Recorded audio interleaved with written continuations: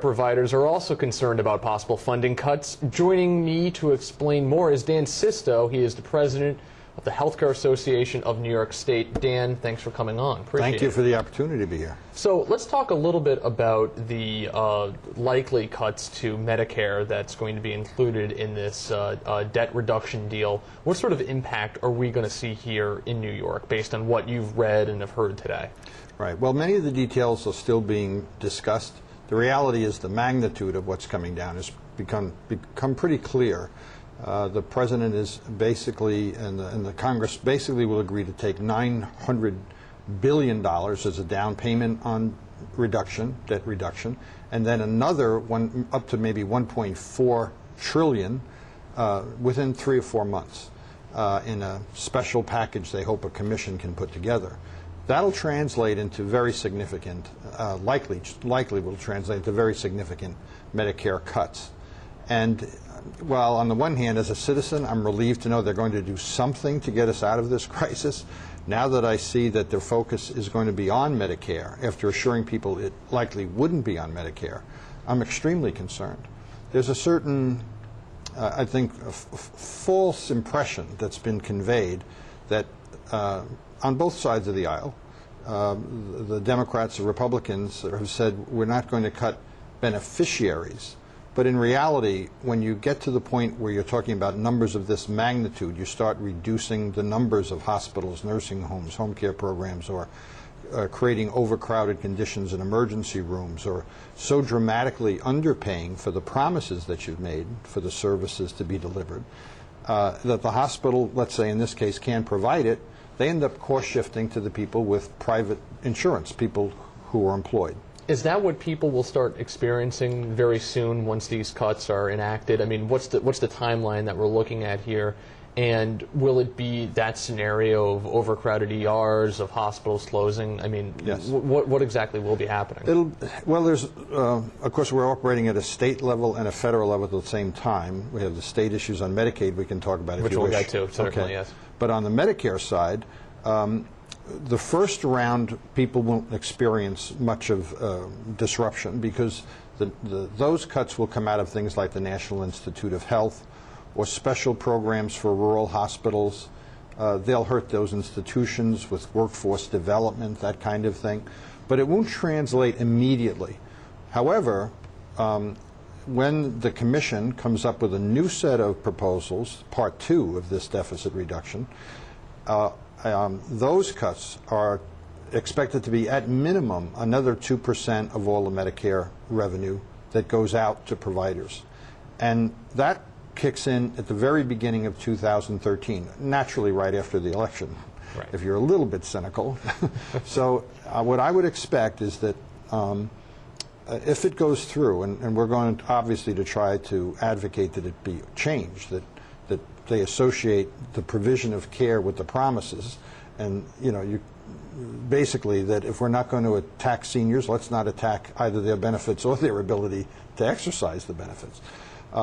But assuming any of those cuts actually make it through the process, and there's a good chance they may, you would see significant reductions in upstate New York, for example, in rural areas, and even in communities like Albany, in terms of the capacity of the hospital to provide services to sustain the level of the workforce. 60% of a hospital's costs are labor. Now, if it's a 2% reduction, what does that mean for New York's share of that money? I mean, in real dollar amounts, how much could New York wind up losing? I would put it somewhere in the neighborhood of $5 billion.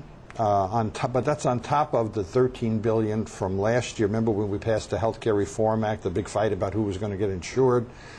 Those cuts, and we supported, ironically, in a way, slashing our own risks. We said in order to get people insured, we're going to get behind this, we'll be part of a shared sacrifice, and over the next 10 years, we're willing to take $13 billion out of hospitals in New York. What translated after that was now this deficit reduction on top of it, and of course the Medicaid cuts. So these are just numbers, I'm sure, to the average person. They hear trillions, billions, millions. But what it honestly translates into is the 30 hospitals that closed in the last, say, 8 or 9 years, the 51 nursing homes, most of them in upstate New York, that closed in the last 10 years.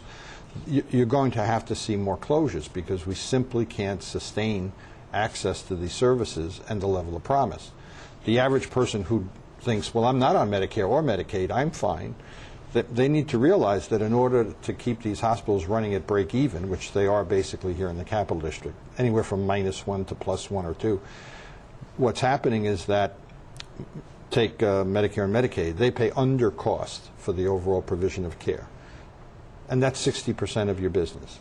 So for the 40% or 30% that's left, depending on the hospital, you have to raise prices $2 for every dollar that the federal government cut, because they're twice as big. Now, just to emphasize how unusual a cut like this could be, you know, when Democrats and Republicans both get elected to federal offices, they always seem to be doing this pledge saying, I'm not going to raid Medicare at all. So politically, how unusual is this to go after Medicare, which is a very costly public health care program? Right.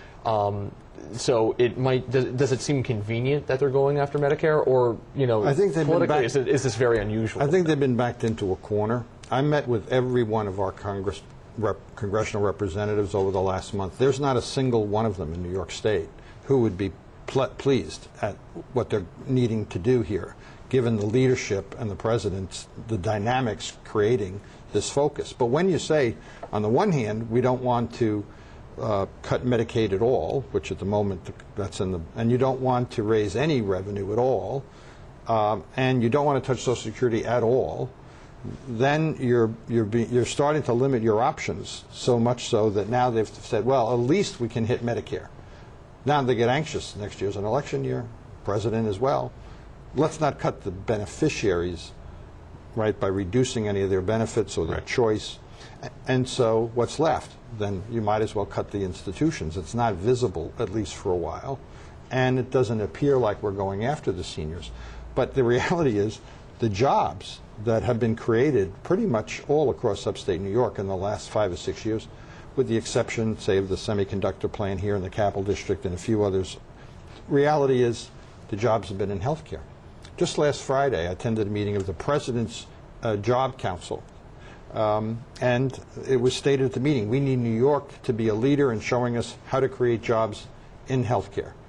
And I said, look, we're willing to do it, we'll work with you, but understand, cuts of this you start talking about trillions of dollars, that's going to dwarf any ideas we come up with about how to expedite student scholarships or something. Now, does the way the federal government fund Medicare just need to be completely redesigned, rethought, and overhauled? I mean, it just seems like the forecast that we see from economists about the ever-growing cost of Medicare, and the population is expected to get older in the coming decades to the point where the greater share of our GDP is going to be taken up by Medicare. I mean, what can be done to kind of to tame this? Sure, to tame this. Ironically, one of the things that the hospitals across the country did last year, when the reform law passed, was to go in and say what needs to be changed is the way we deliver care.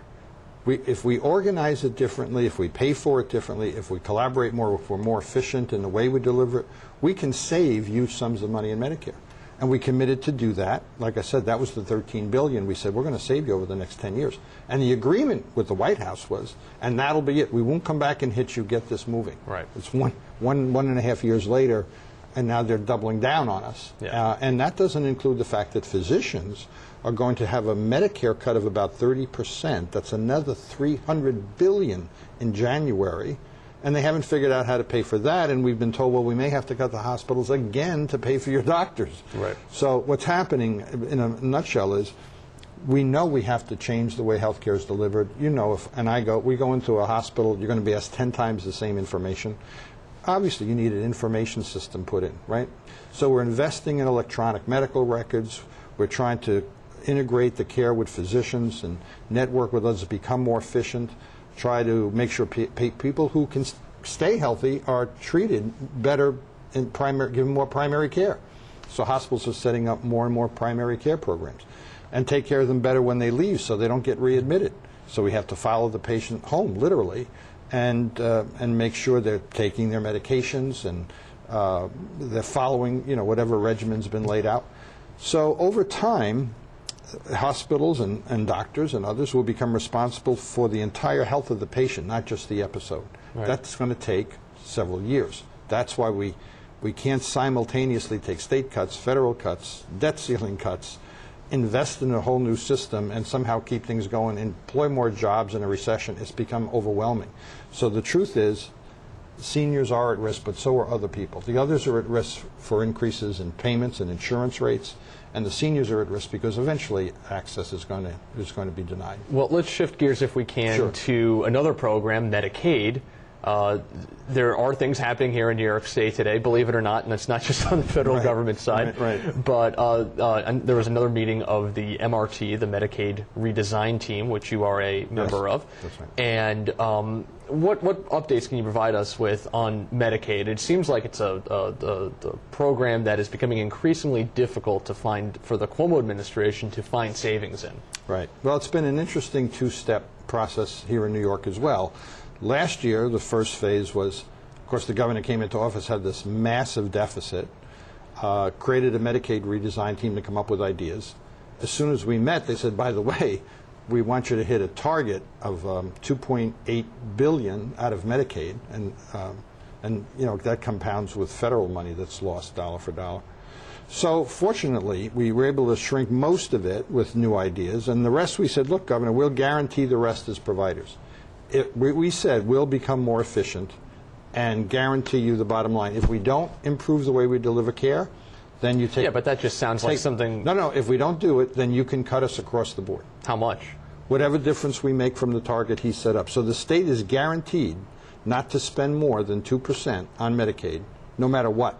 Because if they spend more, the providers and that will are going to take help the you hit. meet that budget projection that he and the legislature have approved. Yeah. Now phase two, the more important work is, can we get these changes actually implemented that will make the system more efficient? The governor's basically said, look, I'll give you from now until probably late October, early November, you have to come up with a plan for how care is going to be more coordinated, et cetera, et cetera. In Brooklyn, they said, we've got a lot of hospitals failing already. We can't rescue them all with more money. We need an emergency plan to be put together in Brooklyn to figure out what should be done there. Maybe it's going to mean they close hospitals. It might mean they force mergers. But Brooklyn is a sort of a test case of what I'm telling you the system is going to be like in 4 or 5 years if it isn't more rationally done in Medicare as well as Medicaid. Gotcha. Okay, well, Dan Sisto, unfortunately we're out of time. Well, Thanks for thank coming you. on and sharing your I views. appreciate your time.